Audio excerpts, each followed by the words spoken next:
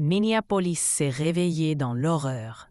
Mercredi, aux alentours de 8h30 du matin, heure locale, une fusillade éclate à l'Annonciation, une école catholique de la ville. Une personne lourdement armée ouvre le feu sur des dizaines d'élèves. 2 enfants, âgés de 8 et 10 ans, perdent la vie.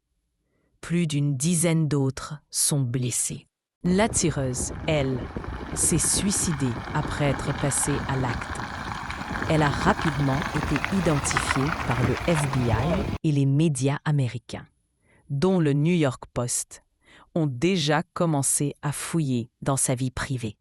Née Robert Westman, elle a changé de prénom pour Robin en 2020 et se définit désormais comme une femme.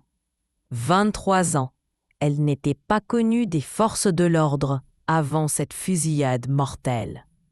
En 2017, elle avait été diplômée à l'école de l'Annonciation où elle a commis l'irréparable mercredi. Tuer Donald Trump ou, pour les enfants, gribouiller sur des chargeurs d'armes.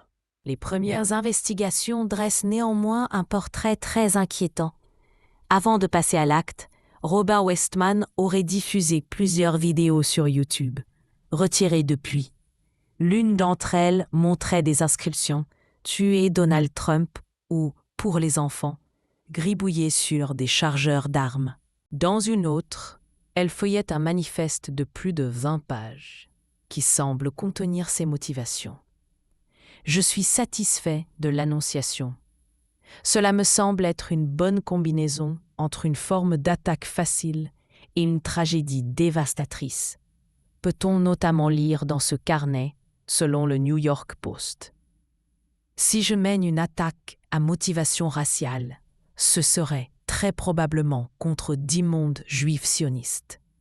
Affirme-t-elle plus tard. Elle s'imagine aussi cibler des dirigeants importants, comme Musk ou Trump.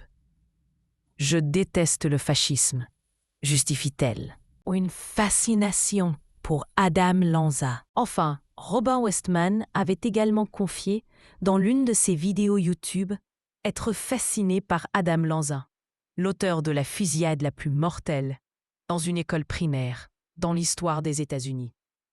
26 personnes avaient alors perdu la vie à Newton, dans le Connecticut, en décembre 2012. La presse américaine a par ailleurs révélé que Mary Grace Westman, la mère de Robert Westman, a travaillé dans l'école de l'Annonciation en tant que secrétaire jusqu'en 2021, au moment de prendre sa retraite. Mercredi, Robert Westman a agi seul, a précisé Brian O'Hara, le chef de la police de Minneapolis, lors d'une conférence de presse. Elle était porteuse de 3 armes à feu et a mis fin à ses jours dans l'église après les tirs mortels. Une enquête pour crimes motivés par la haine contre les catholiques a été ouverte par le FBI.